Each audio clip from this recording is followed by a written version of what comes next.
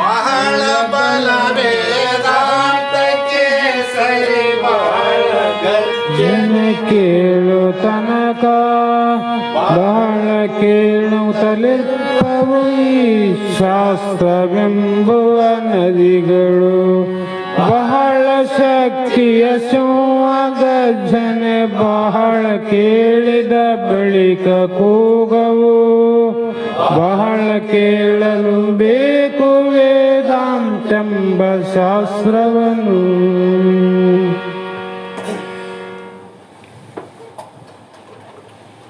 ಅನಂತ ಜನ್ಮ ಸಂಪ್ರಾಪ್ತ ಕರ್ಮ ಬಂಧ ವಿದಾಹಿನೇ ಆತ್ಮ ಜ್ಞಾನ ಪ್ರದಾನೇನ ತಸ್ಮೈ ಶ್ರೀ ಗುರವೇ ನಮಃ. ಸಿದ್ಧ ಸದ್ಗುರು ಪಾದಾಬ್ಜಂ ಜನನೀ ಜನಕಸ್ಥ ತತ್ವೋಪದೇಶಕರ್ತಾರಂ ನತ್ವಾ ಭಕ್ತಿಪುರಸ್ವರಂ. ಜಗದಾದಿ ಜಗದ್ಗುರು ಸಿದ್ಧಾರೂಢ ಮಹಾಸ್ವಾಮಿಗಳ ಶ್ರೀ ಪಾದ ಪದ್ಮಗಳಿಗೂ ಆರೂಢ ಜ್ಯೋತಿ ಶಿವಪುತ್ರ ಮಹಾಸ್ವಾಮಿಗಳ ಶ್ರೀ ಪಾದಗಳಿಗೂ ಶ್ರೋತ್ರಿಯ ಬ್ರಹ್ಮನಿಷ್ಠ ಬ್ರಹ್ಮಲೀನ ನೇರ ನಿಷ್ಠುರವಾದಿ ನುಡಿದಂತೆ ನಡೆದ ಸದ್ಗುರು ಬಸವಾನಂದರ ಚರಣ ಕಮಲಗಳಿಗೂ ಅನಂತ ದೀರ್ಘ ದಂಡ ಪ್ರಣಾಮಗಳನ್ನು ಸಮರ್ಪಿಸುತ್ತ ಸದ್ಗುರು ಸಿದ್ಧಲಿಂಗಪ್ಪ ತಾತ ಕಪಗಲ್ ಇವರನ್ನು ಮನದೋಳು ಧ್ಯಾನಿಸುತ್ತ ತಮ್ಮೆಲ್ಲರಿಗೂ ವಂದಿಸುತ್ತ ಈ ದಿನ ಶ್ರೀ ಸಿದ್ಧಾರೂಢ ಮಹಾಸ್ವಾಮಿಗಳು ತಮ್ಮ ಸಮಕಾಲದಲ್ಲಿ ಶಿಷ್ಯ ವೃಂದವನ್ನು ಉದ್ಧಾರ ಮಾಡುವುದಕ್ಕೋಸ್ಕರವಾಗಿ ಯಾವ ಬಾಲ್ಯಾವಸ್ಥೆಯ ಚಳಕಾಪುರದ ಜನನ ಗ್ರಾಮವನ್ನು ತೊರೆದು ತದನಂತರ ಸಂಚಾರ ಕಾಂಡದಲ್ಲಿ ಸದ್ಗುರುಗಳ ಶೋಧನೆಗಾಗಿ ಗಜದಂಡ ಮಹಾಸ್ವಾಮಿಗಳ ದರ್ಶನಕ್ಕಾಗಿ ಭೂಪುರಕ್ಕೆ ಬಂದು ನಂತರ ಅವರ ಕಥೆಯಲ್ಲಿ ಕೇಳಿದಂತೆ ಅನಂತ ವರ್ಷಗಳಾದ ನಂತರ ಸುಬ್ಬಯ್ಯ ಶಾಸ್ತ್ರಿಗಳಿಗೆ ಗಜದಂಡ ಮಹಾಸ್ವಾಮಿಗಳ ಸಮ್ಮುಖದಲ್ಲಿ ಉಪನಿಷತ್ತು ಅನ್ನುವ ವಾಕ್ಯಕ್ಕೆ ಯಾರೂ ಉತ್ತರವನ್ನು ಕೊಡದೇ ಇರುವಂಥ ಸಂದರ್ಭದಲ್ಲಿ ಎಂದು ಶಾಸ್ತ್ರವನ್ನು ಗುರುಮುಖದಿಂದ ಕೇಳದೇ ಇರುವಂಥ ಸಿದ್ಧಾರೂಢ ಗುರುಗಳ ಸಮ್ಮುಖದಲ್ಲಿ ಬಂದು ನಾನು ಉತ್ತರವನ್ನು ಕೊಡುತ್ತೇನೆ, ಯಾವಾಗ ಅಂದರೆ ನೀನು ಹೇಳು ಅಂದಾಗ ಮಾತ್ರ ನಾವು ಉತ್ತರವನ್ನು ಕೊಡುತ್ತೇನಂತ ಹೇಳಿದಾಗ ಸುಬ್ಬಯ್ಯ ಶಾಸ್ತ್ರಿಗಳು ಶಾಭಾಷ್ ಎಂದು ಆಜ್ಞೆಯನ್ನು ಮಾಡಿದಾಗ ಶಾಸ್ತ್ರಿಗಳಿಗೆ ಉಪನಿಷತ್ತು ಅಂದರೆ ಬ್ರಹ್ಮವಿದ್ಯೆ ಅಂತ ಉತ್ತರವನ್ನು ಕೊಟ್ಟು ನಂತರ ಗುರುಗಳ ಕೃಪಾ ಆಶೀರ್ವಾದದಿಂದ ನೀನು ಸಾಮಾನ್ಯ ವ್ಯಕ್ತಿಯಲ್ಲ, ಹಾಗಾಗಿ ಲೋಕವು ಉದ್ಧಾರಕ್ಕಾಗಿ ಜನ್ಮವನ್ನು ತಾಳಿ ಭೂಲೋಕಕ್ಕೆ ಬಂದಂಥ ಸಾಕ್ಷಾತ್ ಭಗವಂತ ಸ್ವರೂಪ ನೀನಿದ್ದಿ, ಅದಕ್ಕಾಗಿ ಜಗತ್ತೇ ನೀನು, ನೀನೇ ಜಗತ್ತು, ಜಗತ್ತಿನ ಜೀವಿಗಳೆಲ್ಲರಿಗೂ ಉದ್ಧಾರ ಮಾಡುವ ಕಾರ್ಯ ನಿನ್ನಿಂದ ಸಾಗಲಿ ಅಂತ ಹೇಳಿದಾಗ ನಂತರ ಸಂಚಾರವನ್ನು ಮಾಡ್ತಾ ಮಾಡ್ತಾ ಎಲ್ಲ ಕ್ಷೇತ್ರಗಳಲ್ಲಿ ಪೂರ್ವದಿಂದ ಪಶ್ಚಿಮ, ದಕ್ಷಿಣದಿಂದ ಉತ್ತರ ಎಲ್ಲ ಭಾಗಗಳಲ್ಲಿ ಪ್ರಯಾಣವನ್ನು ಮಾಡಿ ಅಲ್ಲಲ್ಲಿ ಇರುವಂಥ ಮೋಕ್ಷಗಳ ಅಜ್ಞಾನದ ಕಣ್ಣನ್ನು ತೆರೆಸಿ ಜ್ಞಾನ ಉಪದೇಶವನ್ನು ಮಾಡಿ ನಂತರ ಹುಬ್ಬಳ್ಳಿಯ ಐಕ್ಯ ಸ್ಥಳವನ್ನು ಆಯ್ಕೆ ಮಾಡಿಕೊಂಡು ತಮ್ಮ ಕೊನೆಯ ಸಮಾಧಿಯನ್ನು ಹುಬ್ಬಳ್ಳಿಯಲ್ಲಿ ಪಡೆದು ಇವತ್ತಿಗೂ ಕೂಡ ಹುಬ್ಬಳ್ಳಿ ಎನ್ನುವುದು ಕೈಲಾಸ ಅಂತ ಎಲ್ಲರಿಗೂ ಗೊತ್ತಿದ್ದ ವಿಷಯ.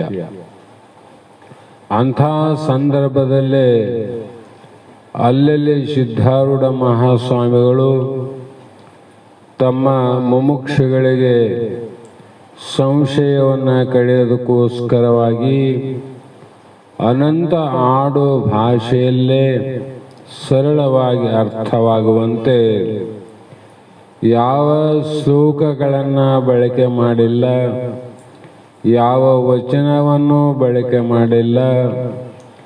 ಶಾಸ್ತ್ರವನ್ನು ಹೇಳುವಾಗ ಯಾವ ಪವಾಡಗಳನ್ನು ಕೂಡ ಅವರು ಎಂದಿಗೂ ಹೇಳಿಲ್ಲ. ಸಿದ್ಧಾರೂಢರು ಪವಾಡ ಅವರು ಶಿವಪುತ್ರ ಮಹಾಸ್ವಾಮಿಗೂ ಹೇಳಿಲ್ಲ. ಹೇಳಿದರೆ ಆ ಪವಾಡಗಳನ್ನೇ ನಿಜಗುಣರ ಶಾಸ್ತ್ರದಲ್ಲಿ ಬಳಸುವುದಾಗಿತ್ತು. ಅವರ ಷಟ್ ಶಾಸ್ತ್ರಗಳಲ್ಲಿ ವೇದಾಂತವನ್ನು ಬಿಟ್ಟು ಆತ್ಮಜ್ಞಾನವನ್ನು ಬಿಟ್ಟು ಇನ್ನೊಂದು ಪವಾಡದ ಸಿದ್ಧಿಯ ಯಾವುದೇ ಶಬ್ದಗಳನ್ನು ಬಳಸಿಲ್ಲ. ತದನಂತರ ಕಾಲದಲ್ಲಿ ಸಿದ್ಧಾರೂಢ ಮಹಾಸ್ವಾಮಿಗಳು ದೇಹವನ್ನು ಬಿಟ್ಟಾಗ ಅವರ ಪವಾಡಗಳನ್ನು ಎಷ್ಟೋ ನೂರಾರು ಗ್ರಂಥಗಳಲ್ಲಿ ಬರೆದಾರ, ಇನ್ನೂ ಬರಿತಾರ, ಆ ಪ್ರಶ್ನೆ ಬೇರೆ. ಆದರೆ ಸಿದ್ಧಾರೂಢರ ಸಿದ್ಧಾಂತ ಏನಿತ್ತು ಅಂದರೆ ಜ್ಞಾನದ ಬಲದಿಂದ ಅಜ್ಞಾನದ ಕೇಡು ನೋಡ,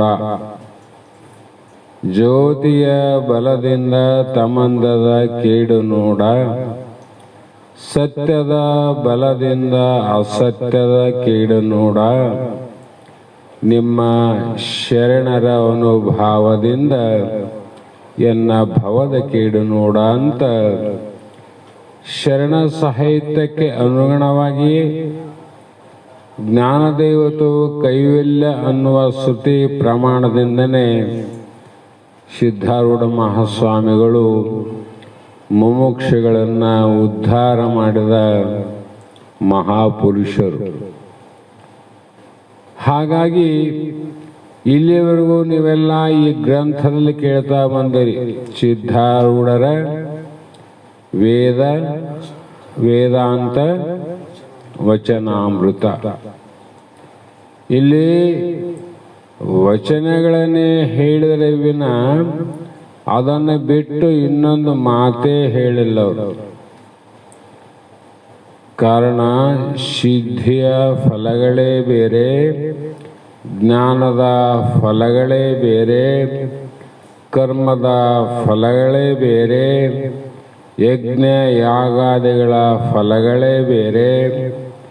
ಮೋಕ್ಷಕ್ಕೆ ಫಲ ಯಾವುದು ಅಂದರೆ ಜ್ಞಾನ. ಆ ಜ್ಞಾನಕ್ಕೆ ಫಲ ಯಾವುದು ಅಂದರೆ ಅತ್ಯಂತ ದುಃಖ ನಿವೃತ್ತಿ, ಪರಮಾನಂದ ಪ್ರಾಪ್ತಿ. ಅದನ್ನು ಬಿಟ್ಟರೆ ಇನ್ನೊಂದಿಲ್ಲ. ಹಾಗಾಗಿ ಅಂಥ ಮಹಾತ್ಮರು ಕೂಡ ಯಾವುದೇ ಜ್ಞಾನವನ್ನು ಪಡೆದ ನಂತರ ಮುಮುಕ್ಷುಗಳಿಗೆ ಒಂದು ತಲೆಯಲ್ಲಿ ಇರುವಂಥದ್ದು ಹೋಗಬೇಕು. 2-3 ದಿನದ ಕೆಳಗಡೆ ನಾ ಹೇಳಿನಿ ಸಂಕ್ಷಿಪ್ತವಾಗಿ. ಯಾವ ಜ್ಞಾನಿಯಾದರೂ ಕೂಡ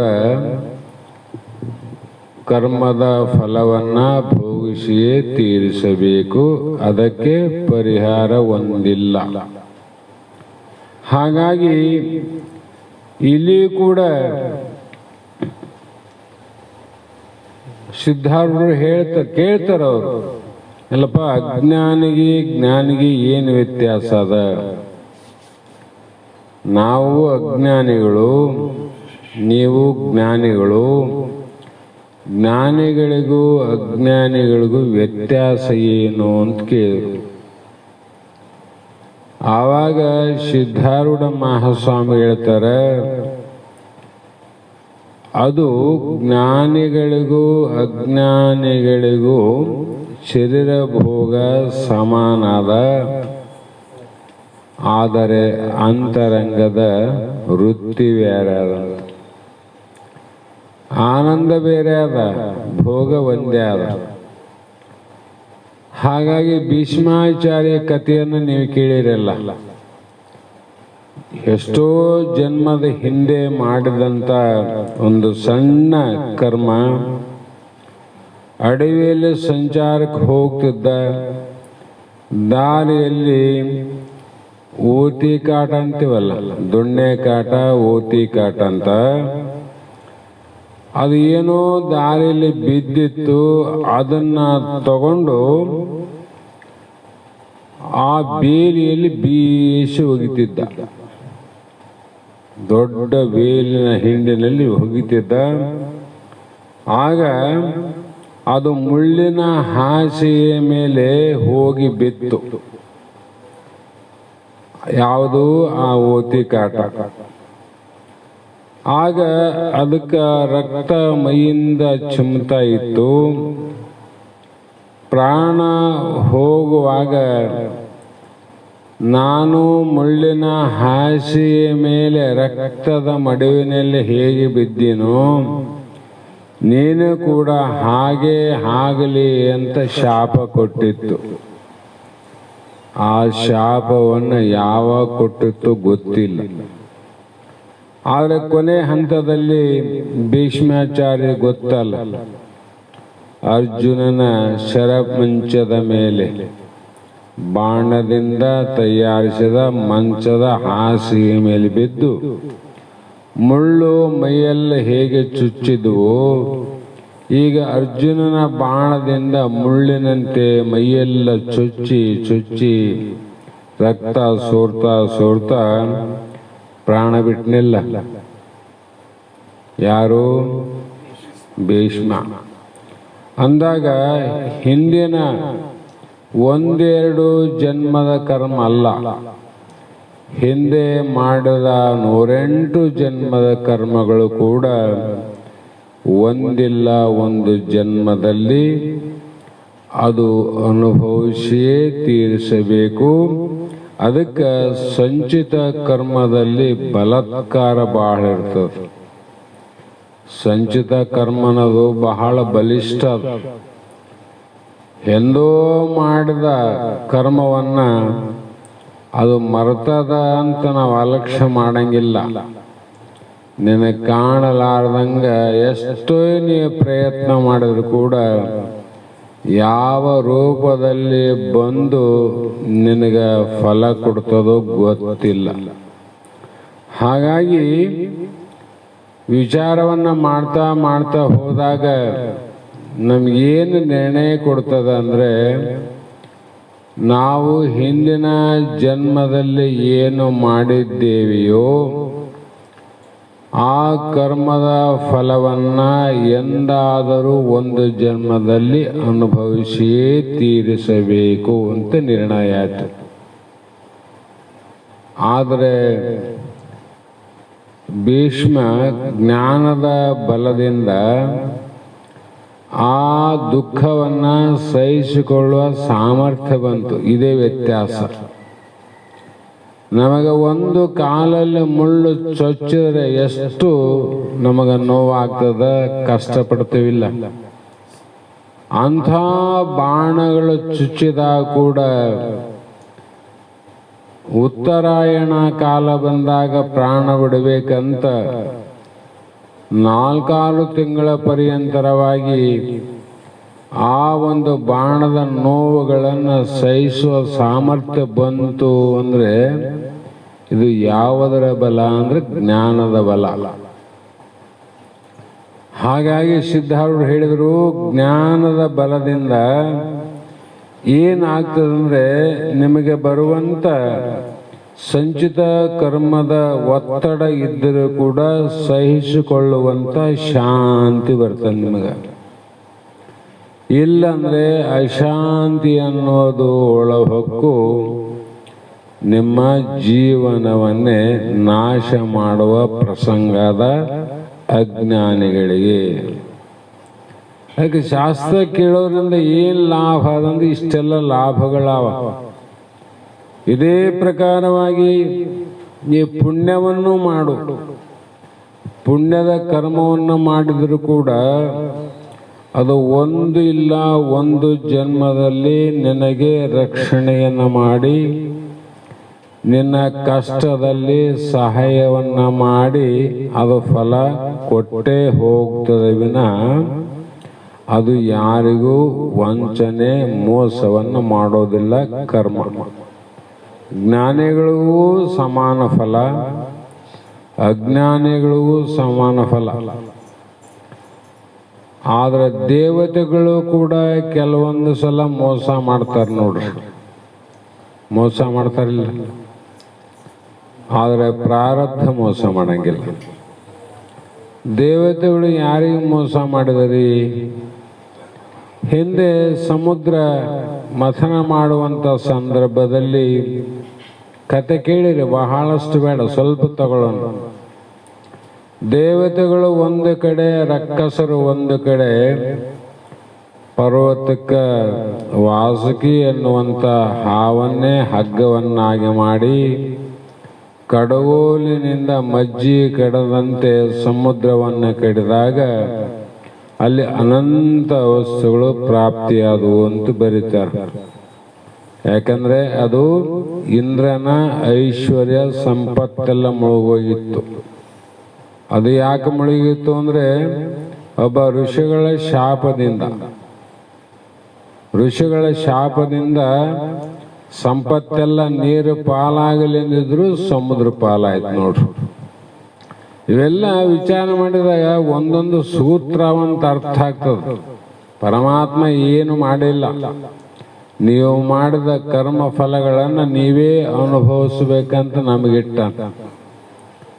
ಆಯಿತು, ಆವಾಗ ಏನು ಬಂತು?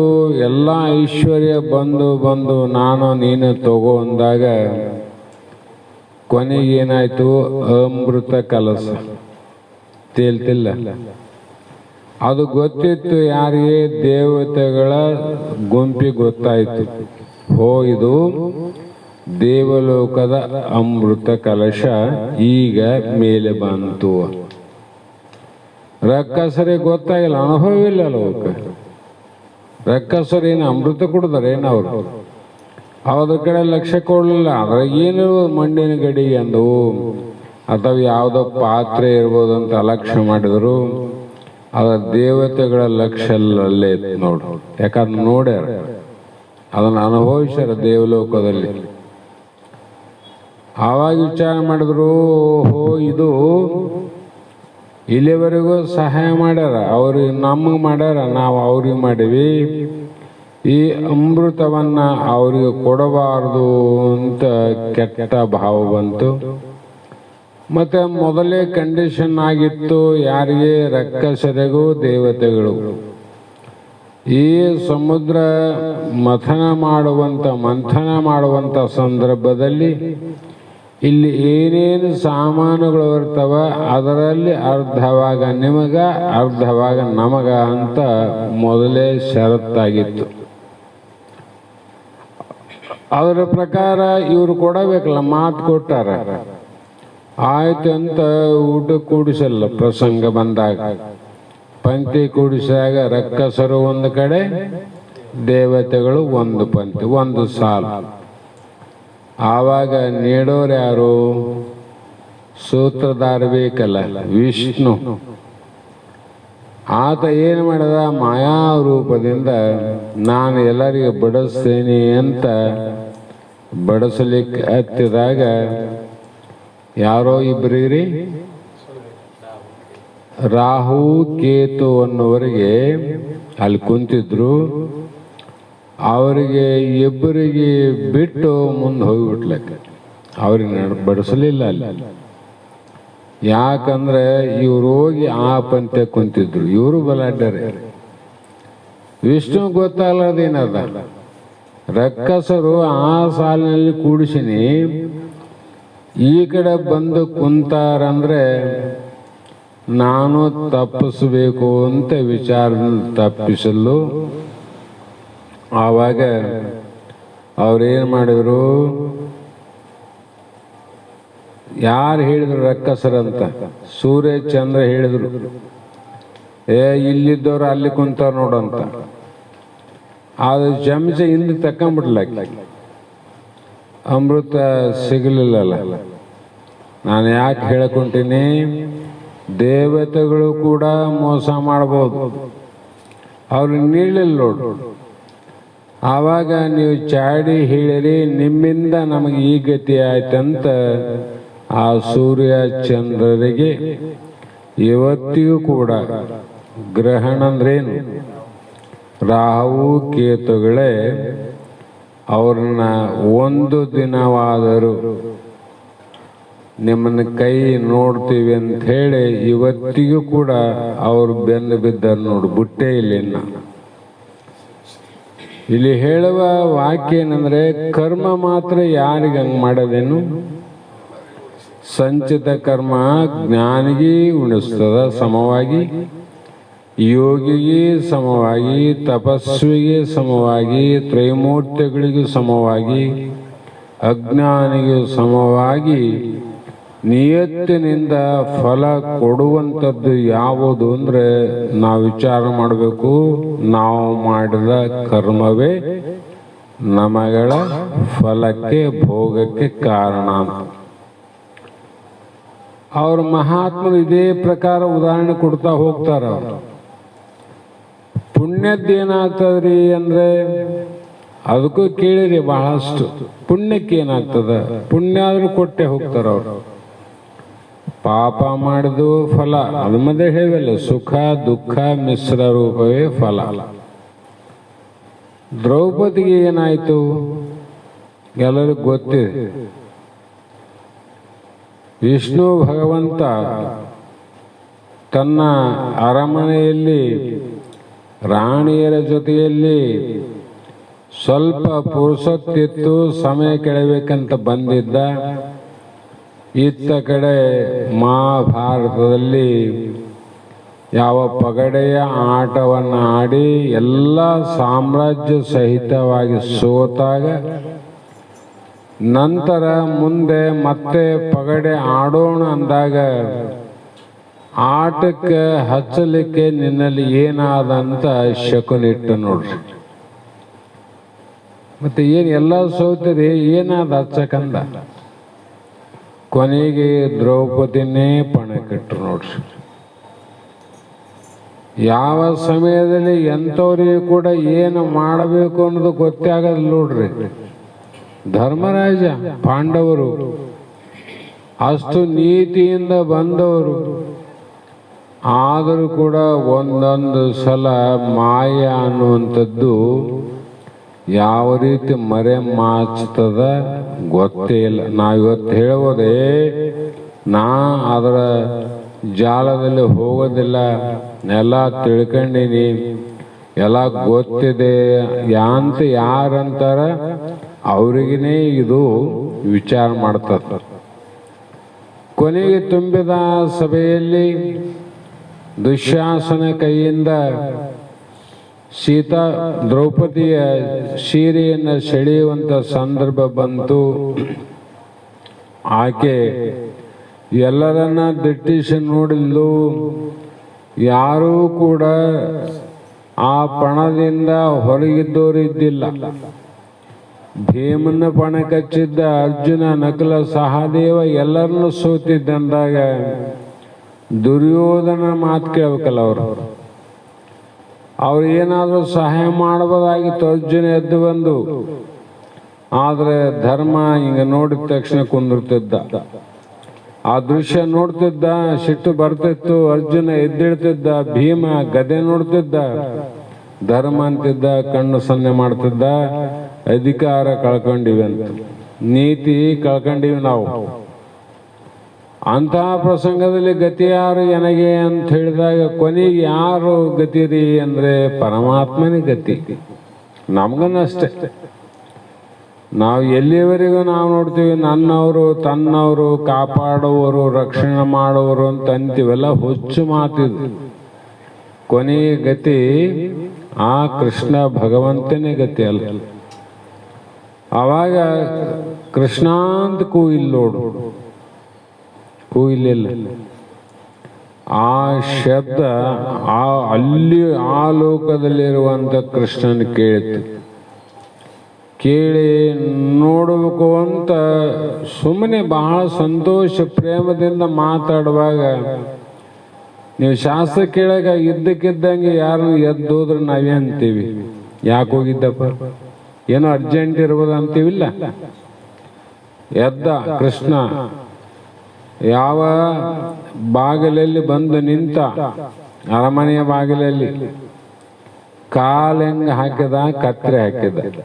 ಒಂದು ಕಾಲು ಹೊಸ್ತಿಲ ಹೊರಗೆ, ಇನ್ನೊಂದು ಕಾಲು ಹೊಸ್ತಿಲ ಒಳಗೆ. ಇವ್ರಿಗೇನು ಗೊತ್ತು ಕೃಷ್ಣ ಅಲ್ಲಿ ಯಾಕೆ ನಿಂತಿ, ಏನು ಇದ್ದಕ್ಕಿದ್ದಂಗೆ ದಿಗ್ಗನ ಎದ್ದು ಹೋದಿಲ್ಲ, ಮತ್ತೆ ಹೋದ್ರೆ ಆ ಕಡೆ ಹೋಗುವಲ್ಲಿ ಒಳಗೂ ಬರವಲ್ಲಿ, ಅಲ್ಲೇ ಯಾಕೆ ನಿಂತಿ ನಡು ಮಧ್ಯದಲ್ಲಿ ಅಂತ ಅವರು ಸತ್ಯಭಾಮ ಅವರೆಲ್ಲ ಇರ್ತಕ್ಕಂಥವ್ರು ಪ್ರಶ್ನೆ ಮಾಡಿದ್ರು. ಆವಾಗ ಕೃಷ್ಣ ಹೇಳ್ದ, ಈ ಸಮಯ ಹೇಗಿದೆ ಅಂದರೆ ಹೊರಗೂ ಹೋಗಂಗಿಲ್ಲ, ಒಳಗೂ ಬರಂಗಿಲ್ಲ, ಸಂದಿಗ್ಧ ಪರಿಸ್ಥಿತಿ ಅಂತ. ಅಂಥದ್ದೇನಂದ್ರೆ ಅವರು ಎದ್ದೋದಾಗ ಇಲ್ಲಪ್ಪ ಹೇಳಲಾರ್ದಾಗ ಏನು ಅಂಥದಂತ ಕೇಳ್ತೀವಲ್ಲ, ಅಂಥದ್ದೇನಪ್ಪ ಹೇಳಲಾರ್ದು. ಕೃಷ್ಣ ಹಂಗೆ ಅಂದ, ಹೇಳಕ್ಕೆ ಬರಲಾರ್ದು. ಆವಾಗ ಗೊತ್ತಲ್ಲ ಮುಂದಿನ ಕತೆ. ಕೃಷ್ಣ ಏನದ, ಆತನ ದಿವ್ಯ ಭಾವ ಅನ್ನುವುದೇ ಆ ವಸ್ತ್ರದಲ್ಲಿ ಪ್ರವೇಶವಾಗಿ ಆ ದುಶ್ಯಾಸನ ಎಷ್ಟು ಸೆಳೆದರೂ ಕೂಡ ಅದು ದೊಡ್ಡದೇ ಆಗ್ತತಿವಿನ ಸಣ್ಣದಾಗಲಿಲ್ಲ. ಕೊನೆಗೆ ದುಶ್ಯಾಸನ ಭುಜಗಳೇ ಸೋತು ಸೋತು ಸೋತು ನೆಲಕ್ಕೆ ಬಿದ್ದು. ಆದರೆ ಅಂತಿಮವಾದ ಆ ಸೀರೆಯ ಕೊನೆಯ ತುದಿಯನ್ನ ಬಿಚ್ಚಲಿಕ್ಕೆ ಆಗಲಿಲ್ಲ. ಅವನಿಗೆ ಮಾನ ಕಾಪಾಡಲಿಲ್ಲ. ಯಾಕೆ ಕಾಪಾಡದ? ಕೃಷ್ಣ ದ್ರೌಪದಿ ನನ್ನ ತಂಗಿ ಅಂತಲ್ಲ, ನನ್ನ ಭಕ್ತಳು ಅಂತಲ್ಲ, ನನ್ನನ್ನು ಬಹಳ ವಿಶ್ವಾಸ ಮಾಡಿದಂಥ ಪ್ರೇಮಿ ಅಂತ ಆಕೆಗೆ ಸಹಾಯ ಮಾಡಕ್ಕೆ ಹೋಗಲಿಲ್ಲ. ಯಾಕೆ ಸಹಾಯ ಮಾಡಿದ?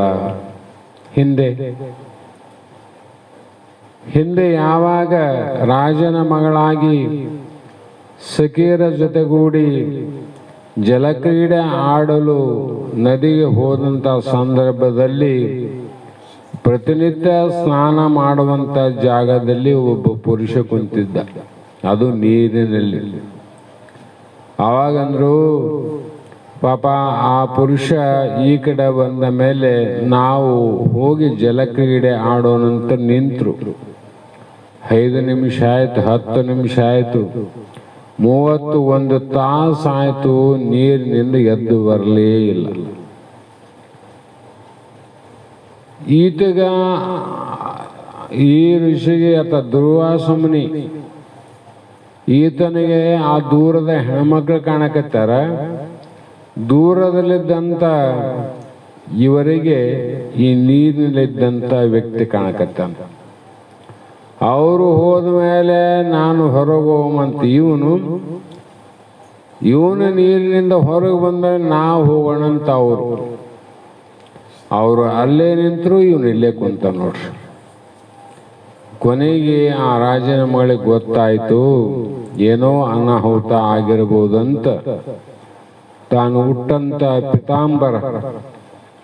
ಪಿತಾಂಬರ ಸೀರೆಯ ಸೆರಗನ್ನ ನದಿ ದಡದ ಮೇಲೆ ಬಂದು ಆತ ಕುಂತಂತ ಜಾಗದಕ್ಕಿಂತ ಮುಂದೆ ಒಂದು ಸ್ವಲ್ಪ ದೂರದಲ್ಲಿ ಆ ಸೆರಗಿನ 16 ತುಂಡುಗಳನ್ನು ಮಾಡಿ ಒಂದೊಂದು ತುಂಡನ್ನು ಬಿಟ್ಟಾಗ ಆ ನೀರಿನಲ್ಲಿ ಕುಂತಂತ ವ್ಯಕ್ತಿಗೆ ಕೈಯಲ್ಲಿ ಸಿಕ್ಕಾಗ ಒಂದೆರಡು ತುಂಡಿನಿಂದ ಆತ ನೀರಿನಲ್ಲಿ ಮುಳುಗಿದಾಗ ತನ್ನ ಮೈಮೇಲಿದ್ದಂಥ ಬಟ್ಟೆ ಜಾರಿ ಹೋಗಿತ್ತು.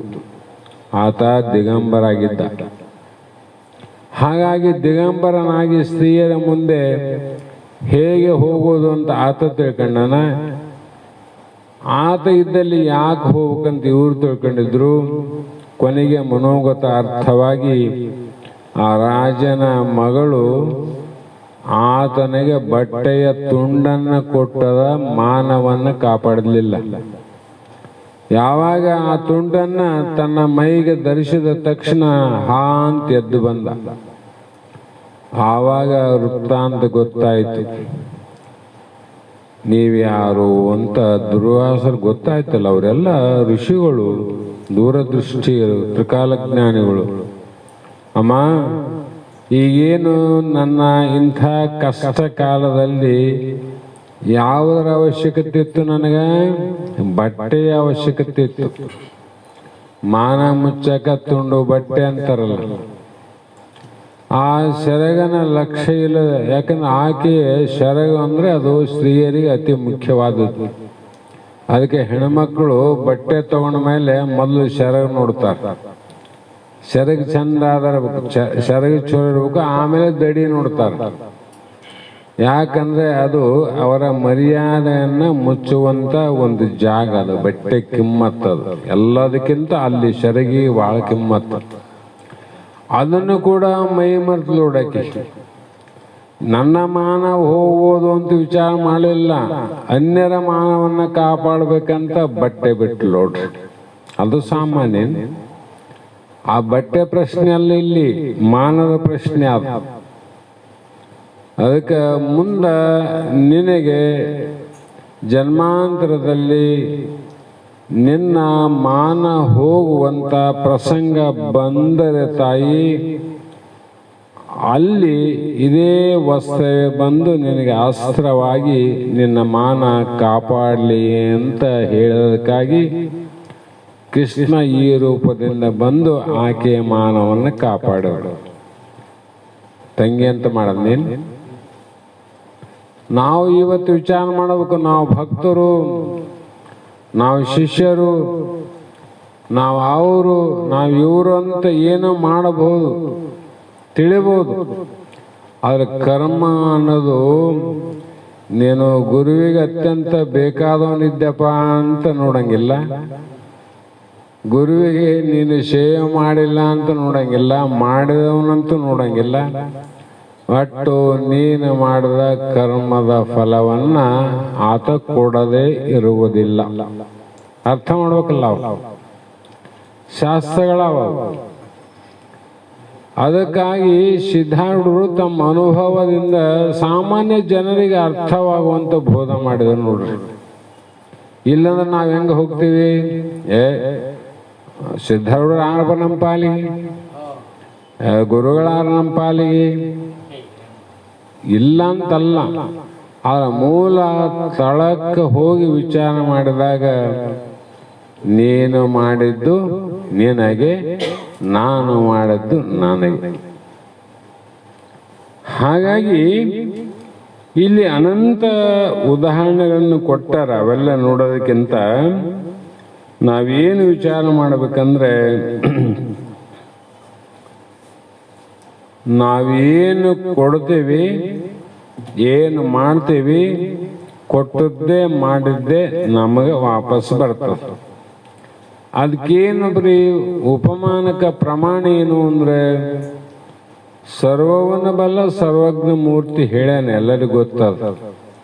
ಕೊಟ್ಟದ್ದು ತನಗೆ ಅಂದ್ರು, ಬಚ್ಚಿಟ್ಟದ್ದು ಪರರಿಗೆ, ಕೊಟ್ಟು ಕೆಟ್ಟೇನು ಎನಬೇಡ, ಮುಂದೆ ತಾ ಕಟ್ಟಿಯದು ಬುದ್ಧಿ ಸರ್ವಜ್ಞಾನ.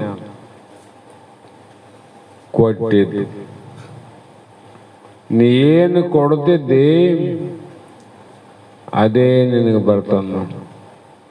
ಕೊಟ್ಟದ್ದು ಅನ್ನ ಕೊಟ್ಟಿದ್ದಿ, ನಿನಗ ಉಪವಾಸ ಇರಲಾರ್ದಂಗ ಭಗವಂತ ಅನ್ನ ಕೊಡ್ತಾನೆ. ನೀವು ವಸ್ತ್ರ ಕೊಟ್ಟಿದ್ದಿ, ನಿನ್ನ ಮಾನ ಹೋಗಲಾರ್ದಂಗ ವಸ್ತ್ರದಿಂದ ದೇಹವನ್ನು ರಕ್ಷಣೆ ಮಾಡ್ತಾನೆ. ಇದೇ ಪ್ರಕಾರ ನಾವೇನು ಕೊಡ್ತೀವಿ, ಕೊಟ್ಟದ್ದು ನಮಗೆ ಬರ್ತದೆ ನೋಡ್ರಿ. ಅದಕ್ಕಾಗಿ ಒಬ್ಬ ಹಳ್ಳಿ ಇತ್ತು, ಬಹಳಷ್ಟು ಮನೆ ಇದ್ದು. ಅಲ್ಲಿ ಏನು ಮಾಡಿದ, ಒಬ್ಬ ಭಿಕ್ಷುಕ ಬರ್ತಿದ್ದ. ಭಿಕ್ಷುಕ, ಭಿಕ್ಷಾಂದೇಹಿ. ಆವಾಗ ಆ ಮನೆಯವರು ಶ್ರೀಮಂತಿಕೆ ಇಲ್ಲಂತಲ್ಲ, ಕೊಡಬೇಕಾದ್ರೆ ಎಷ್ಟಾದ್ರೂ ಕೊಟ್ಟರು ಕೂಡ ಸವಿಲಾದಷ್ಟು ಸಂಪತ್ತು. ಅದು ತಗೊಂಡು ಏನ್ ಮಾಡ್ತಿದ್ದೆ, ತಗೊಂಡು ಏನ್ ಮಾಡ್ತಿದ್ದೆ ಅಂತ. ಯಾಕ ಅದೆಲ್ಲಿ ಹೋಗ್ತದ್ರಿ? ಅವ್ರು ಹೇಳ್ಯಾರ ಶರಣರು, ಪಾಪಿಯ ಧನ ಪ್ರಾಯಶ್ಚಿತ್ತಕ್ಕಲ್ಲದೆ ಸತ್ಪಾತ್ರಕ್ಕೆ ಸಲ್ಲುವುದೇ ಅಯ್ಯ. ನಾಯಿಯ ಮಲೆ ಹಾಲು ನಾಯಿ ಮರಿಂಗಳಲ್ಲದೆ ಪಂಚಾಮೃತಕ್ಕೆ ಸಲ್ಲುವುದೇ ಅಯ್ಯ. ಸ್ಪಷ್ಟ ಮಾಡ್ಯಾರ, ಏನು ಬಿಟ್ಟಿಲ್ಲ ಶರಣರು. ಎಲ್ಲಾದ್ರೂ ಒಂದ್ ಕಡೆ ಅದಕ್ಕೆ ಪ್ರಮಾಣ ಸಿಗ್ತಾವ. ಇವ್ರದೇ ಬೇಕಂತ ನಾವು ತಲೆ ಕೆಡಿಸಬಾರ್ದು. ನಮ್ಗೆ ಹಸಿವಾಗದ, ಖಾನಾವಳಿಗೆ ಹೋಗ್ತೀವಿ, ಯಾರ್ದು ಖಾನಾವಳಿ, ಅಡಿಗೆ ಮಾಡೋರು ಯಾವ ಕುಲದವರು, ಅಡಿಗೆ ಮಾಡೋರು ಯಾವ ಜಾತಿಯವರು, ಅವರು ಸ್ನಾನ ಮಾಡಿ ಮಾಡ್ಯಾರು, ಪೂಜಾ ಮಾಡಿ ಅಡಿಗೆ ಮಾಡ್ಯಾರು, ಏನು ಮಾಡ್ಲಾರ್ದ ಮಾಡೋರು ಅಂತ ಕೇಳ್ತೀವಿ ನಾವು. ನಮಗೆ ಹಸಿವಾಗ್ಯದ, ಹೊಟ್ಟೆ ತುಂಬ ಅಡಿಗೆ ನೋಡ್ತೀವಿ ವಿನ ಯಾರ ಮಾಡ್ಯಾರಂತ ನೋಡಂಗಿಲ್ಲ. ಅದೇ ರೀತಿ ಅನುಭವಕ್ಕೆ ಬೇಕಾದಂಥ ವಾಕ್ಯಗಳನ್ನ, ವಚನಗಳನ್ನ ಯಾರು ಹೇಳ್ಯಾರ, ಅದು ಯಾರ್ದು, ಯಾವ ಸಂಪ್ರದಾಯ ಅಂತ ನಾವು ತಲೆ ಕೆಡಿಸಬಾರ್ದು. ನಮಗೆ ಹಸಿವಾಗ್ಯದ, ನಮಗೆ ದುಃಖ ಆಗ್ಯದ, ಆ ದುಃಖ ನಿವೃತ್ತಿಗೆ ಆನಂದ ಬೇಕಾಗ್ಯದ. ಆನಂದದ ವಾಕ್ಯಗಳನ್ನು ಯಾರು ಹೇಳಿದ್ರು ಕೂಡ ಅದು ಭಗವಂತನ ವಾಕ್ಯ ಅಂತ ಸ್ವೀಕಾರ ಮಾಡಬೇಕು. ಮತ್ತೆ ಕುಲ ಜಾತಿ ಕೇಳಿಕ ಅಂತ ಕುಂತೆ ಅಂದ್ರೆ ನಿನ್ನ ಗತಿನೇ ಮುಗಿದೋಗ್ತದ. ಇಲ್ಲಿ ಕೂಡ ನಿನ್ನ ಗತಿನೇ ಮುಗಿದೋಗ್ತದ. ಆ ಶ್ರೀಮಂತಿಕೆ ಇತ್ತು. ಅಲ್ಲಿ ಒಬ್ಬ ಯೋಗಿ ಭಿಕ್ಷಕ್ ಬರ್ತಿದ್ದ. ಬಂದಾಗ ಅವ್ರು ಏನು ಮಾತು ಅಂದ್ರೆ, ಕಡಿದ್ರೆ ತುಂಡಾತಿದ್ದಿ, ನಿನಗೆ ಏನಾದರೂ ಮಾನ ಮರ್ಯಾದ ಅದೇನೋ, ದುಡಿಲಿಕ್ಕೆ ಬರೋದಿಲ್ಲೇನೋ, ಅನಂತ ಮಾತುಗಳನ್ನು ಹೇಳಿ ಅವ್ರು ಏನು ಮಾಡಿದ್ರು ಅಂದ್ರೆ, ಅವನ ಭಿಕ್ಷೆ ಪಾತ್ರೆಯಲ್ಲಿ ಮಣ್ಣು ಹಾಕಿದ್ರು. ಒಂದು ಸಲ ಸಾಕಾಯ್ತು, ದಿವಸ ಬರದೆ ಕಿರಿಕಿರಿ ತಾಳಲಾರ್ದ ಒಂದ್ ದಿವಸ ಇವನು ಬುದ್ಧಿ ಕೆಲಸವಂತ ಮಣ್ಣೇ ನೀಡ್ಬಿಟ್ರಂತ ನೋಡ್ರಿ. ಅವನಂದ ಓಂ ನಮಃ ಶಿವಾಯ ಅಂದ. ಆ ನಂತರ ಬಹಳ ದಿನ ಆದ ಮೇಲೆ ಶ್ರೀಮಂತ ಆದರೂ ಸಾಯಬೇಕು, ಭಿಕ್ಷುಕ ಆದರೂ ಸಾಯಬೇಕು. ಸತ್ನಿಲ್ಲ. ಸತ್ತಾಗ ಅದು ಎಲ್ಲಿ ಹೋಯ್ತು? ಅದು ಮೊದಲು ಲೋಭಿ, ಅವನು ಎಲ್ಲಿಗೆ ಹೋಗ್ಬೇಕಾಗ್ಯದ? ನರಕಕ್ಕೆ ಹೋಗೋದು. ಅಲ್ಲಿ ನರಕದಲ್ಲಿ ನೀರಿನ ದಾಹ ಆಯ್ತಂತ. ನೀರಡಿಕೆ ಬಹಳ ಆಯ್ತು, ವಿಚಿತ್ರವಾದ ನೀರಡಿಕೆ. ಆ ನೀರಡಿಕೆ ಆದಂತ ಸಂದರ್ಭದಲ್ಲಿ ಮಾಯಾಜಾಲ, ಮಾಯಾ ನಿರ್ಮಿತ ಲೋಕವು, ಯಾರು ಮನುಷ್ಯರು ಮಾಡಿದವಲ್ಲ, ಮಾಯಾ ಲೋಕ. ಅವನು ನೋಡಿದ ಎಂತೆಂಥ ತೆಂಗಿನ ಮರಗಳು ಸುತ್ತ. ಆ ತೆಂಗಿನ ಮರಗಳಲ್ಲಿ ಆ ಮರದ ಕೆಳಗನೆ ತಾನು ಕುಂತಾನ, ಮೇಲೆ ತೆಂಗಿನ ಮರ ಅವ, ಕಾಯಿ ನೋಡ್ತಾನ, ಗಿಡ ತುಂಬ ಜೋತ್ ಬಿದ್ದವ. ಅನ್ಕಂಡವನು ಭಗವಂತ ನನ್ನ ಸಲುವಾಗಿನೇ ಇದೆಲ್ಲ ಸೃಷ್ಟಿ ಮಾಡ್ಯಾನಂತ ತಿಳ್ಕೊಂಡು ಎದ್ದ ಒಂದು 8-10 ಕಾಯಿಗಳನ್ನು ಕಡ್ದ ಕೆಳಗೆ ಬಿದ್ದು ಒಂದೊಂದು ಹೊಡಿತಾನ. ನೀರಿನ ದಾಹ ಭಾಳ ಆಗ್ಯದ, ಈ ಕಡೆ ನೀರಾಗುವಂಥ ಸಂತೋಷ ಆಗ್ಯದ. ಆವಾಗ ಒಂದೊಂದು ಕಾಯಿ ಸೀಳಿದಂತೆಲ್ಲ ಕಾಯಿ ಒಳಗೆ ಮಣ್ಣು ಬರ್ತದಂತ. ಮಣ್ಣು ಕಾಯಿ ಒಳಗೆ ಕೊಬ್ಬರಿ ಅಲ್ಲ, ಬರೇ ಮಣ್ಣು. ಯಾಕೆ ಈ ರೀತಿ ಆಯ್ತಂದ್ರೆ ನೀ ಏನು ಕೊಟ್ಟಿದ್ದಿ?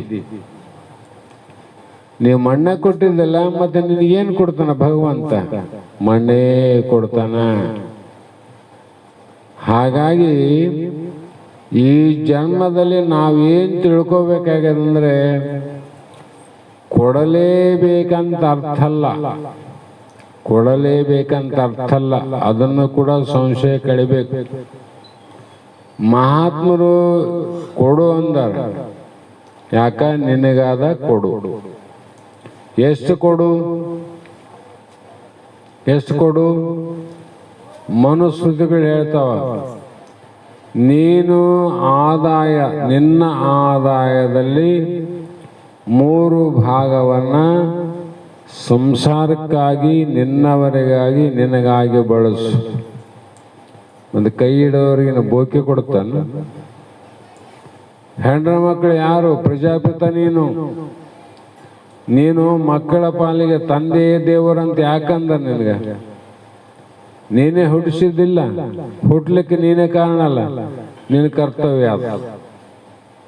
ಅದಕ್ಕೆ 1 ಭಾಗವನ್ನ ಏನು ಮಾಡು? ದಾನವನ್ನು ಮಾಡು. ಮತ್ತೆ ಹೋಗ್ತದೆ ಶಾಸ್ತ್ರ ಮುಂದಕ್ಕೆ, ಹಿಂಗೆ ಮಾಡು.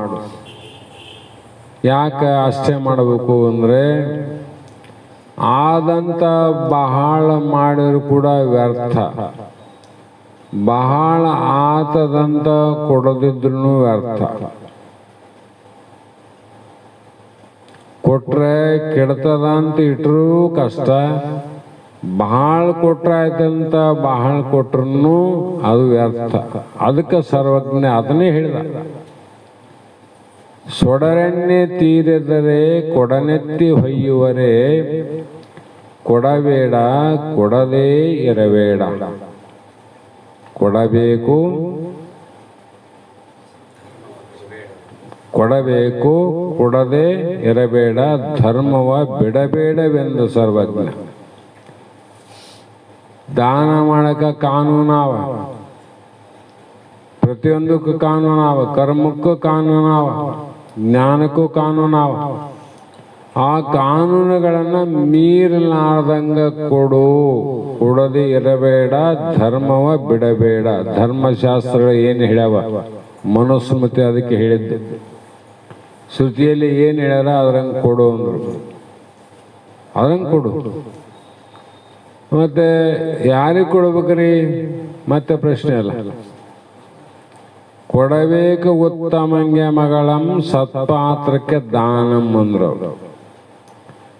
ಮಗಳನ್ನ ಯಾರಿಗೆ ಕೊಡ್ತಿದ್ದಪ್ಪ ಅಂತ ಏನು ತಿಳಿಯಲಾದ ಕುರಿ ಕಾಯಿ ಯಜಮಾನಿ ಕೇಳಿದ್ರು ಹೇಳ್ತಾನ, ಒಳ್ಳೆ ಗುಣವಂತನಿಗೆ ಕೊಡ್ಬೇಕಪ್ಪ ಅಂತಾನ. ಮೊದಲೇದು ಗುಣವಂತ, ಆಮೇಲೆ ಹಣವಂತ, ಆನಂತರ ಶ್ರೀಮಂತ. ಇವೆಲ್ಲ ಒಂದಕ್ಕೊಂದು. ಆದರೆ ಕೊನೆ ನಿರ್ಣಯಕ್ಕೆ ಬರೋದು ಶ್ರೀಮಂತ ಇಲ್ದ್ರೂ ಪರವಾಗಿಲ್ಲ, ಹಣ ಇಲ್ದ್ರೂ ಪರವಾಗಿಲ್ಲ, ಗುಣವಂತ ಇದ್ರೂ ಸಾಕು, ನನ್ನ ಮಗಳನ್ನ ರಕ್ಷಣೆ ಮಾಡಲಿಕ್ಕೆ ಸಮರ್ಥ ಅಂತ ತಿಳ್ಕೊಂಡು ಬಡವಾದರೂ ಕೂಡ ಅವನಿಗೆ ಶ್ರೀಮಂತ ಮಗಳು ಕೊಡ್ತಾನೆ. ಏನು ಕೊಟ್ರಿ? ಗುಣ. ಹೌದು. ಅದಂಗ ಸತ್ಪಾತ್ರಕ್ಕೆ ದಾನಂ ಅಂದ್ರು ಅವರು. ಸತ್ಪಾತ್ರಗಳು ಯಾರು ಅದು ತಿಳ್ಕೋಗ. ಮತ್ತೆ ಇವು ಸಿದ್ಧಾರ್ಥರು ಹಿಂಗೆ ಹೇಳ್ಯಾರ ಶಾಸ್ತ್ರ ಅವರು. ಸತ್ಪಾತ್ರ ಅಂತ ಯಾರು ಅನ್ಬೇಕು? ಸತ್ ಪಾತ್ರ. ಸತ್ ಅಂದ್ರೇನು? ಬ್ರಹ್ಮ ಸ್ವರೂಪಿಗಳು. ಸತ್ ಅಂದ್ರೇನು? ತಮ್ಮ ಸ್ವರೂಪ ಸಾಕ್ಷಾತ್ಕಾರವನ್ನು ಮಾಡಿಕೊಂಡು ಈ ದೇಹದ ಸಕಲ ಜಗತ್ತಿನ ನಾಮರೂಪವನ್ನು ತ್ಯಾಗ ಮಾಡಿ ತಮ್ಮ ನಿಜ ಸ್ವರೂಪದ ಅಸ್ಥಿಭಾತಿ ಪ್ರಿಯವನ್ನ ಭಾವದಲ್ಲಿರಿಸಿಕೊಂಡು ಜಗತ್ತಿನಲ್ಲಿ ಪ್ರಾರಬ್ಧ ಅನುಸಾರವಾಗಿ ಇನ್ನೂ ಜೀವಂತವಾಗಿ ಎಲ್ಲೆಲ್ಲಿ ಅವ್ರೇನು ಊರು ತುಂಬಾರೇನವರು? ಎಲ್ಲೆಲ್ಲಾರ ಅವ್ರಿಗೆ ಕೊಡಬೇಕು ಅಂತ ಅದು ಸರ್ವಜ್ಞ ಹೇಳಿದ್ರು. ಅವ್ರು ಯಾರೇ ಇರಲಿ, ಅವ್ರ ಮನೆಯಾಗನೇ ಇರಲಿ, ಮಠದಾಗನೇ ಇರಲಿ, ಬೇರೆ ಊರಾಗನೇ ಇರಲಿ, ಎಲ್ಲೇ ಇರಲಿ, ಅವರು ಹೇಳಿಬಿಟ್ರೆ ಮಾತಾ ಮುಗಿತದ. ಅವ್ರು ಇವ್ರಂತ ಅರ್ಥ ಮಾಡಬಾರ್ದು, ಅವ್ರಿಗೆ ಕೊಡೋದು. ಮತ್ತು ಅವರು ಎಂದು ಯಾವ ಕಾರಣಕ್ಕಾಗಿ ಅವರು ಬೇಡೋದಿಲ್ಲ.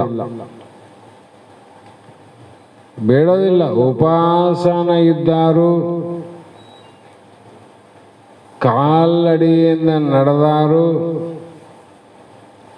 ಕಾಲು ಸುಟ್ಟಾವು,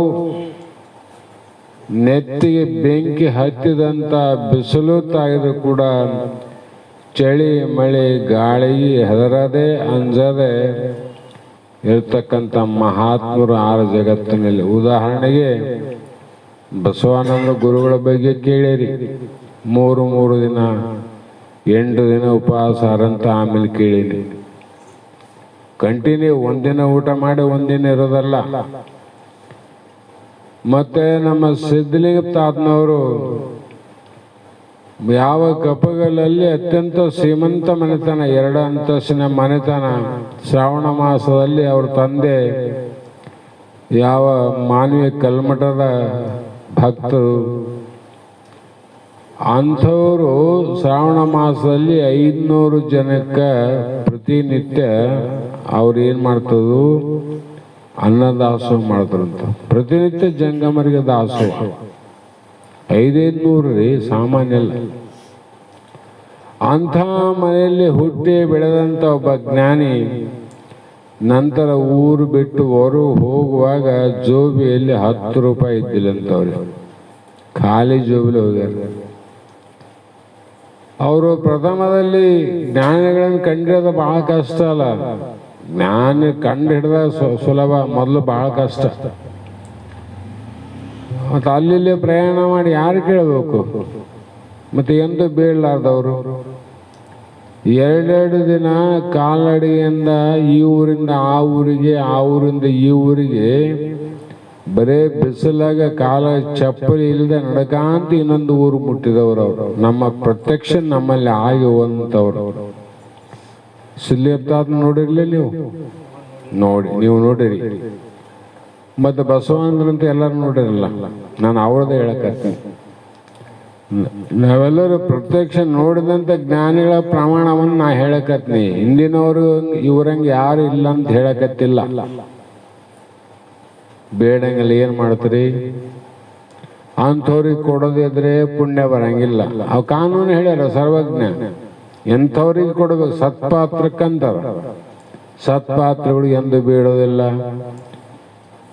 ಮತ್ತೆ ಅವ್ರಿಗೆ ಕೊಡೋದಿದ್ರೆ ಪುಣ್ಯ ಬರಂಗಿಲ್ಲ. ಹೆಂಗೆ ಮಾಡೋದು? ಮತ್ತೆ ಸರ್ವಜ್ಞ ಹೇಳಿದ ಉತ್ತರ ಭಾಳ ಗದ್ದಲಾವ. ಆತ ಏನು ಹೇಳಿದ? ಸಿರಿ ಬಂದ ಕಾಲಕ್ಕೆ ಕರೆದು ದಾನ ಮಾಡಂದ. ನಿನಗೆ ದಾನ ಮಾಡುವ ಒಂದು ಭಾಗದ ಏನು ಆದಲ್ಲ ಕೊಡಬೇಕಂತ, ಅವರು ಬರಲಿ, ಸುಮ್ಮನೆ ನಮ್ಮನೆ ನೋಡಮ್ಮ, ಅವ್ರು ಕೇಳಿ ನೋಡಮ್ಮ ಅಂತ. ಹಿಂಗ ಅಹಂಕಾರದಿಂದ ನೀ ಕೂಡ್ಬಿಡತಮ್ಮ, ಅವ್ರು ಎಂದೂ ನಿನ್ನ ಬೇಡಂಗಿಲ್ಲ. ಏನು ಮಾಡು? ಆವಾಗ ನೀನೇ ಕರೆದು ದಾನ ಮಾಡು. ಕೈಲಾಸವಕ್ಕೂ ಪದವಕ್ಕೂ ಏನು ಹೇಳ್ಯಾರ ಅವರು? ಕೈಲಾಸಕ್ಕೆ ಹೋಗ್ತಿದ್ದೆ. ಯಾಕಂದ್ರೆ ಸತ್ಪಾತ್ರಕ್ಕೆ ಮುಟ್ಟೋದಲ್ಲ ಅದು. ಅವ್ರು ಏನು ಮಾಡ್ತಾರಂದ್ರೆ ಅದರಲ್ಲಿ ಒಂದು ರೂಪಾಯಿ ಕೂಡ ತಮ್ಮ ಸ್ವಾರ್ಥಕ್ಕೆ ಬಳಕೆ ಮಾಡಿಕೊಳ್ಳದೆ ಅವ್ರು ಯಾವುದಕ್ಕಂತ ಕೊಟ್ಟರ ಅದಕ್ಕೇ ಬಳಕೆ ಮಾಡುವಂಥವರು ಸತ್ಪಾತ್ರಿಗಳು. ನಿಂದ ತಗೊಂಡು ಅಲ್ಲಿ ಕೊಡಂಗಿಲ್ಲ, ಅಲ್ಲಿ ತಗೊಂಡು ಇಲ್ಲಿ ಕೊಡಂಗಿಲ್ಲ. ನಮ್ಮ ಗುರುಗಳು ಯಾವ ಹೊಸಹಳ್ಳಿಯಲ್ಲಿ ಗೊತ್ತಲ್ಲ, ಹೊಸಹಳ್ಳಿ ಮಠದಲ್ಲಿ ಖಿಮ್ಲಾಪುರದಿಂದ ಈ ಭಾಗಕ್ಕೆ ಬಂದಾಗ, ಖಿಮ್ಲಾಪುರದಿಂದ ಗುರಪ್ಪ, ಶ್ರೀಶೈಲಪ್ಪ, ಒಂದು 5-6 ಜನ, ನಮ್ಮ ಪಾಲ್ಭಾವಿ ವೀರೇಶ ಸ್ವಾಮಿಗಳು ಎಲ್ಲರೂ ಬಂದಾಗ ಅವ್ರದ್ದು ಎಷ್ಟಿತ್ತು, ಸಣ್ಣ ಜೋಪಡಿ ಅಲ್ಲ ನೋಡಿರಲಿಲ್ಲ ಮೊದಲು. ಅವ್ರೇನು ಸುಮ್ಮನೆ ಮಲ್ಗಲಿಕ್ಕೆ ಒಂದು 10 ಮಂದಿ ಕುಂದ್ರಕ್ಕೆ ಸಾಕು. ಬಂಡೆ ಹಾಕ್ಬಿಟ್ರೆ ಅಂತಿದ್ರು ಅವ್ರು. ಶಾವದ ಬಂಡೆ ಹಾಕುವಾಗ ರೊಕ್ಕ ಬೇಕಾತವ, ಎಂಡೆ ತಂದು ಸಾರಿಸ್ರಂತಿದ್ರು ಅವ್ರು. ಎಂಡೆ ಪುಕ್ಕಟೆ ಬಿದ್ದಲ್ಲ, ಎಂಡೆ ಸಾರಿಸಿದ ನಡೆಯಂಗಿಲ್ಲೇನು? ರೊಕ್ಕ ಇದ್ರೆ ಮಾಡ್ರಿ, ಇಲ್ಲಾಂದ್ರೆ ಹೆಂಡೆ ತಗೊಂಬರ್ರಿ. ನೀರ್ಮಾನ್ಯ ಮಠದಲ್ಲಿ ಹಂಗೆ ಮಾಡ್ಯಾರ. ಆವಾಗ ಗುರಪ್ಪ ಅನ್ನುವಂಥ ತಾತನ ಶಿಷ್ಯ, ಅವ್ರು ನೋಡಿರಿ ನೀವು. ಗುರಪ್ಪ ಸ್ವಲ್ಪ ಇಲ್ಲಿ ಇದ್ರಂದ್ರೆ, ಗುರುಗಳ ದರ್ಶನಕ್ಕೆ ಬಂದ್ರೆ ಅದು ಎಲ್ಲಿ ಮುಖ ಕಾಣ್ತದ ಅಲ್ಲೇ ಸಾಷ್ಟಾಂಗಕ್ಕಾರ ಅವ್ರು. ನೋಡಿರ್ಬೇಕು ನೀವು. ಅವ್ರ ಮುಖ ಅಲ್ಲಿ ಜಯಮ್ಮ ಕುಂತಳಲ್ಲ, ನಾನು ಹಿಂಗೆ ಒಳ್ಳೆ ಕಣ್ಲಿಲ್ಲ, ಇಲ್ಲೇ ಸಾಷ್ಟಾಂಗ ಹಾಕೋದು, ಆಮೇಲೆ ಎದ್ದು ಅಲ್ಲಿಗೆ ಹೋಗಿ ಪಾದಕ್ಕೆ ನಮಸ್ಕಾರ ಮಾಡೋದು. ಇಂಥ ಶಿಷ್ಯರು. ಅಲ್ಲಿ ಕಸ ಅದ, ಮಳೆ ಅದ, ಧೂಳಾದ, ಏನು ಒಂದು ದಿನ ನೋಡಲಿಲ್ಲ ಅವ್ರನ್ನ. ಎಂಥ ಭಕ್ತರಾರ, ಶಿಷ್ಯರಾರ ಜಗತ್ತಿನಲ್ಲಿ. ಆತ ಅಲ್ಲಿ ಬಂದು ನೋಡಿದಾಗ, ಇದು ಒಂದು ಸ್ವಲ್ಪ ಜಾಗ ಆದ್ರಿ, ಪಕ್ಕದ ಜಾಗ, ಮತ್ತು ಯಾರನ್ನ ಕೊಡ್ತಾರೇನು ಅಂದರೆ ಅವರು ಹೇಳ್ಯಾರ, ಇಲ್ಲ ಕೊಡೋರಾಗಾದ್ರಿ ಕೊಡಬಹುದು, ಮತ್ತು ನಾವು ಶಿಷ್ಯರು ಬಡವರು ಕೊಟ್ಟಾಗ ವಿಚಾರ ಮಾಡಿ ನೋಡೋಣ, ಏನೋ ಇಷ್ಟು ಹಾಕಿ ಮಾಡೋಣಂತ ತಲೆಯಲ್ಲಿ ಅದ ಅಂತ ಹೇಳಿದ್ರಂತವ್ರು. ಅಂದರೆ ನೋಡು, ನಿಮಗೂ ಕಷ್ಟ ಆಗ್ತದಪ್ಪ, ಅವಾಗಿನ ಕಾಲ ಅದು ಕಷ್ಟ ಆಗ್ತದ, ಇರಲಿ ಅಂತೇಳಿ ತಾವು 6,000 ರೂಪಾಯಿ ಕೊಟ್ಟಂತ. ಯಾರು? ಗುರಪ್ಪ. ಆ ಪ್ಲಾಟನ್ನ ಕೊಡ್ತಾರಂದ್ರೆ ಈ ದುಡ್ಡು ಕೊಟ್ಟು ತಗೊಂಡ ಬಿಡ್ರಂತ. ಅವ್ರು ಆಯ್ತು ಅಂತೇಳಿ ಕೊಡೋರನ್ನ ಕೇಳಿದಾಗ, ಇಲ್ಲ ಈಗ ಕೊಡೋದಿಲ್ಲ ಅಂದ್ರಂತವ್ರು, ಕೊಡೋದು ಈಗ. ಆವಾಗ ತಾತನವರು ಈ ಕೊಡಂಗಿಲ್ಲ ಅಂತಾರಂತಪ್ಪ, ನಿನ್ನ ರೊಕ್ಕ ನೀವು ತಗೊಂಡಾರ. ಇಲ್ರಿ ಬೇಡ ಅಜ್ಜವ್ರೆ, ಅವ್ರು ಯಾವಾಗ ಕೊಡ್ತಾರ ಆವಾಗ ತಗೊಳ್ಳಿ, ಈ ದುಡ್ಡು ನಿಮ್ಮಲ್ಲಿಲ್ಲ ಅಂತ ಬಿಟ್ಟು ಹೋಗ್ಬಿಟ್ರು ಅವ್ರು. ನಿಮ್ಮ ಕಡೆ ಇಲ್ಲ ದುಡ್ಡು, ಯಾಕಂದ್ರೆ ನಾವು ಅಲ್ಲಿ ಇರ್ತೀವಿ, ಅರ್ಜೆಂಟಿಗೆ ಕೊಡ್ತೇವಪ್ಪ ಅಂದಾಗ ನಿಮ್ಮಲ್ಲಿ ದುಡ್ಡು ಇದ್ರೆ ತಕ್ಷಣ ಕೊಟ್ಟು ತಗೊಳಕ್ ಬರ್ತದಂತ ವಿಚಾರವಾದಿಗಳು. ಆನಂತರ ಏನಾಯ್ತು, ವರ್ಷ ಆದರೂ ಕೂಡ ಆ ದುಡ್ಡು ಏನು ಮಾಡ್ಯಾರ ಅವರು, ತೆಲಿಗೆ 500, 1000 ತಾವೇ ತಗೊಂಡಾರ. ತಾವೇ ಮುಂದೆ ಸಂದರ್ಭ ಬಂದಾಗ ಎಲ್ಲರೂ ಕೂಡಿಸಿ ಆ ದುಡ್ಡನ್ನ ಬಡ್ಡಿ ಸಹಿತ ಹಾಕಿ ಅದು ತಗೊಳ್ಳೋಣಂತ ನಿರ್ಣಯ ಮಾಡಿ ತಗೊಂಡಾರ. ಆ ಪ್ಲಾಟನ್ನು ಕೊಡೋದು ಮುಂದೆ ಹೋಯ್ತಲ್ಲ, ತಗೊಂಡವರು 1 ವರ್ಷ ಜಮಾ ಮಾಡಿದಂಗೆ ಮಾಡಿ ಮತ್ತೆ ತಗೊಳ್ಳೋದು, ಹಿಂಗೆಲ್ಲ ಮಾಡ್ತಾ ಬಂದಾರ. ಒಂದು ವೇಳೆ ನಮ್ಮ ತಾತನವರು ದೇಹ ಬಿಡುವಾಗ ಅದು ಪ್ಲಾಟನ್ನು ಅವ್ರು ಕೊಡಲಿಲ್ಲ, ದುಡ್ಡನ್ನು ಇವ್ರಿಗೆ ಕೇಳಿಲ್ಲ. ಅದು ಹಾಗೆ ಜಮಾವಾಗಿ 40-60 ಸಾವಿರ ರೂಪಾಯಿ ಆಗಿತ್ತಂತ. ಬಹಳ ವರ್ಷ ಆಮೇಲೆ ನಮ್ಮ ತಾತನವರು ದೇಹ ಬಿಟ್ರು, ಬಸವನಂದರು 2008ರಲ್ಲಿ ನೀರ್ಮಾನೆ ಮಠದಲ್ಲಿ. ನಾವು ಅದೇನೋ ಭಗವಂತನ ಕೃಪೆ, ಅವ್ರದ್ದು ಸಮಾಧಿ ಆಯಿತು, ಗುಡಿ ಆಯಿತು, ಮೂರ್ತಿ ಪ್ರತಿಷ್ಠಾಪನೆ ಆಯಿತು, ಗ್ರಂಥ ಆಯಿತು, ದೊಡ್ಡ ಮಹಾತ್ಮರ ಸಮ್ಮುಖದಲ್ಲಿ ಕಾರ್ಯಕ್ರಮವನ್ನು ಇಟ್ಕೊಂಡಿದ್ವಿ. ಅದೆಲ್ಲ ಗುರುನಾಥನ ಕೃಪೆ. ಆವಾಗ ಅವರು ಫೋನ್ ಮಾಡಿದ್ರು ನಮಗೆ, ಫೋನ್ ಮಾಡಿ, ಅಲ್ರಿ ದೊಡ್ಡ ಕಾರ್ಯಕ್ರಮ ನಡೆದದ, ಮತ್ತು ನಮ್ಮಲ್ಲಿ ದುಡ್ಡು ಅಂತಿದ್ವು, ನಮ್ಮಲ್ಲಿ ಏನು ಕೆಲಸ ಆಗಿಲ್ಲ, ಅದಕ್ಕಾಗಿ ಎಲ್ಲ ದುಡ್ಡು ತಗೊಂಡು ಬಂದು ಕೊಡ್ತೀವಿ, ನೀವು ಆ ಮಠದ ಕಾರ್ಯಕ್ಕೆ ಉಪಯೋಗ ಮಾಡ್ರಿ ಅಂತ ಹೇಳಿದ್ರು. ಪಾಪ ಅವ್ರು ಇನ್ನು 6 ಹೇಳಿದವರು ಬದುಕರ. ನಾನೇನು ಹೇಳಿದೆ, ನೋಡಪ್ಪ, ಆ ಮಠಕ್ಕಂತ ಕೊಟ್ಟಂತ ದುಡ್ಡು ಈ ಮಠಕ್ಕೆ ಬಳಸಂಗಿಲ್ಲ. ಅವ್ರು ಎದಕ್ಕಂತ ಕೊಟ್ಟಾರ? ಈ ಕಾರ್ಯ ಮಾಡ್ರಂತ ನಿಮಗೆ ಕೊಟ್ಟಾರಲ್ಲ, ಅದರಂತೆ ಆ ರೀತಿ ಏನನ್ನಾದ್ರೆ ಗುರುಗಳೇ ನಿಮ್ಮನ್ನ ಆ ಮಟ್ಟಕ್ಕೆ ಅಂತ ಬಿಟ್ಟಾರ, ನಮಗೆ ಹೇಳ್ಯಾರ. ಅವರು ಶಾಸ್ತ್ರ ಹೇಳ್ಯಾರ, ಹಿಂಗೆ ಆಗ್ತಂತ ಯಾರು ಕಲ್ಪನೆ ಇಲ್ಲ. ಅದಕ್ಕಾಗಿ ಆ ದುಡ್ಡು ಮಾತ್ರ ನಾವು ಮುಟ್ಟಂಗಿಲ್ಲ. ಬೇಕಾದ್ರೆ ಏನಾದರೂ ನೀ ಕಾರ್ಯಕ್ಕೆ ನೀವಿಷ್ಟು ಕೊಡಬೇಕಂತಿದ್ರೆ ಒಬ್ಬರು ಒಂದು 50-100 ಕೊಟ್ಟರು ಸಾಕು ಕಾಣಿಕೆ ಅಂತ. ಆದ್ರೆ 40,000 50,000 ಅಂದ್ರೆ ಬೇಡ ಅಂತ ಹೇಳಿದ್ವಿ. ಆಯ್ತು ಅಂತ ಬಿಟ್ಟು ತಗೊಳ್ಳಿಲ್ಲ. 2-3 ವರ್ಷ ಆಯಿತು, ಆ ದುಡ್ಡು ಹೆಚ್ಚಾಯ್ತು ನೋಡ್ರಿ. ದುಡ್ಡು ಹೆಚ್ಚಾದಗಳೇ ನ್ಯಾಯ ಬಂದ್ಬಿಡ್ತು ಅವರಲ್ಲಿ. ಹಂಗಾಗಿ ಮುಖಗಳೇ ಎರಡವಾದವಲ್ಲಿ, ಕೆಲವು ಶಿಷ್ಯರು ಒಂದು ಭಾಗ, ಕೆಲವು ಶಿಷ್ಯರು ಒಂದು ಭಾಗ. ನಮಗೇನು ಗೊತ್ತು, ನಾವೇನು ಅದೇನೇನು ಭಿಕ್ಷುಕನ ತಂದು ರಾಜನ ಮಾಡಿದಂಗ ನಾವು ಗುರು ಸೇವೆ ಮಾಡಿದವ್ರನ್ನ ಗುರು ಅಂತ ಮಾಡಿಟ್ರು ಮಂದಿ ನಮ್ಮನ್ನ. ಗುರು ಆಗ್ಬೇಕಂತ ಆದವರಲ್ಲ ಏನಲ್ಲ. ನಾವು ಅವ್ರ ಮಾತುಗಳು ವೇಚನಿದ್ವು ಅಷ್ಟೇ. ನನಗೆ ಅದೊಂದು ಸದ್ಗುರುನಾಥನ ಕೃಪೆ ಆಯಿತು. 3-4 ವರ್ಷ ಆದಮೇಲೆ ಅವ್ರು ಇಲ್ಲಿ ಬರ್ಬೇಕಾದ್ರೆ ಅವರು ಬಂದಾಗ ಇವ್ರು ಬರ್ತದಿಲ್ಲ, ಇವ್ರು ಬಂದಾಗ ಅವ್ರು ಬರ್ತದಿಲ್ಲ. ಅದು ಎಲ್ಲಪ್ಪಣ್ಣಗೆ ಗೊತ್ತದ, ನಿರ್ಮಾಣ ಎಲ್ಲಪ್ಪಣ್ಣಗೆ ಈ ವಿಷಯ ಏನು ನಡೆದಲ್ಲಿ, ಯಾಕೆ ಹಿಂಗಾಗಿದೆ ಅಂತ. ನನ್ನ ಕಿವಿಗಂತೂ ಯಾರು ಹಾಕಿಲ್ಲ, ನಾ ಪ್ರಶ್ನೆ ಮಾಡಕ್ಕೆ ಹೋಗಿಲ್ಲ. 4ನೇ ವರ್ಷದ ಕಾರ್ಯಕ್ರಮ ನಡೆಯೋ ಕಾಲಕ್ಕೆ ಮತ್ತೆ ಆ ಗ್ಯಾಂಗ್ ಅವರೊಬ್ಬರು ಇವರೊಬ್ಬರು ಬಂದರು.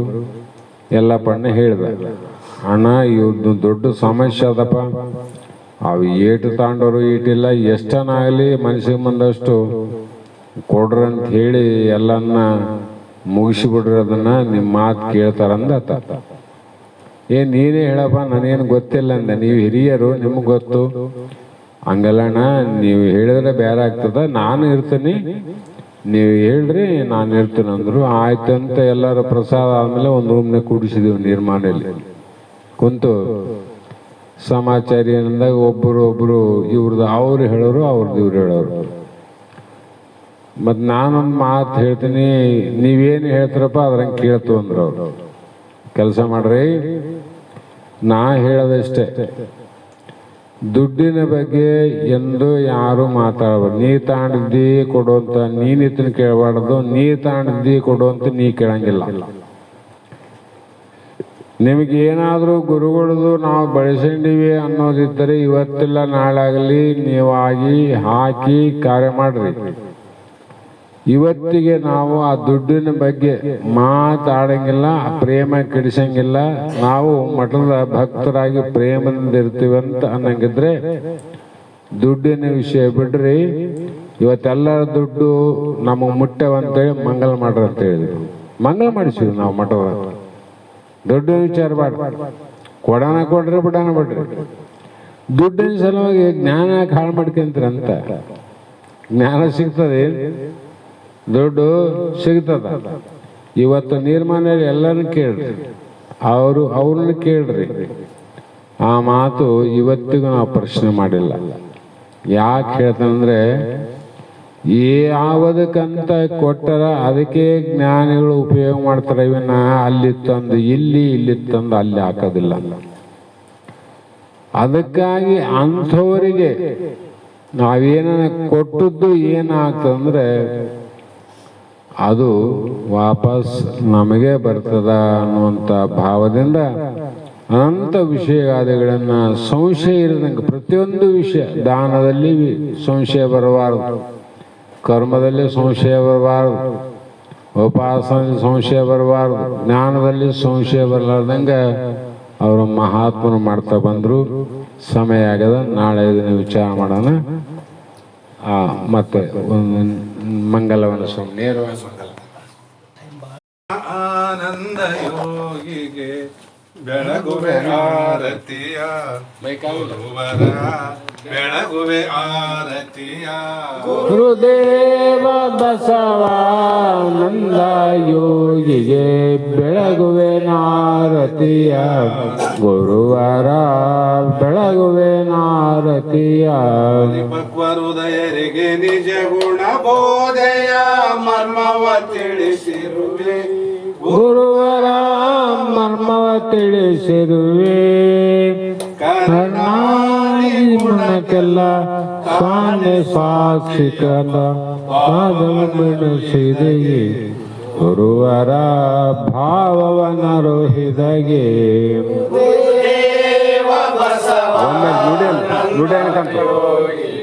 ಬೆಳಗುವೆ ಆರತಿಯ, ಗುರುವರ ಬೆಳಗುವೆ ಆರತಿಯ. ಲೌಕಿಕ ಪರಮತವೆರಡನು ಮಾಡದೆ ಕೂಡಿ ನಡೆಸಿಯನು, ಗುರುವರ ಕೂಡಿ ನಡೆಸಿರುವೆ ಪರಮಾರ್ಧನ ಶಂಭುಲಿಂಗವನ್ನೊಲಸಿ ಗಂಭೀರ ಸುಖಿಸಿರುವೆ ಗುರುವರ ಗಂಭೀರದಿ ಸುಖಿಸಿರುವೆ ಗುರುದೇವ ಬಸವಾನಂದ ಯೋಗಿಗೆ ಬೆಳಗುವೆನಾರತಿಯ ಗುರುವರ ಬೆಳಗುವೆನಾರತಿಯ ಸಂಸಾರದೊಳಗೆ ಬಳಲು ಅಜನರಿಗೆ ನಿಮ್ಮದಿಂದ ತಾರಿಸಿದೆ ಗುರುವರ ಬೃಂದ ತಾರಿಸಿದೆ ಮಾಲೆಗೊಳಗದೆ ಎಂಬುದ ಮನೆಯನ್ನು ನೀನು ಬಿಡಿಸಿರುವೆ ಗುರುವರ ನೀನು ಬಿಡಿಸಿರುವೆ ಗುರುದೇವ ಬಸವಾನಂದ ಯೋಗಿಗೆ ಬೆಳಗುವೆ ಆರತಿಯ ಗುರುವರ ಬೆಳಗುವೆ ಆರತಿಯ ಹರ ಓಂ ಚೈತನ್ಯಂ ಶಾಶ್ವತಂ ಶಾಂತಂ ವ್ಯೋಮಾತಿ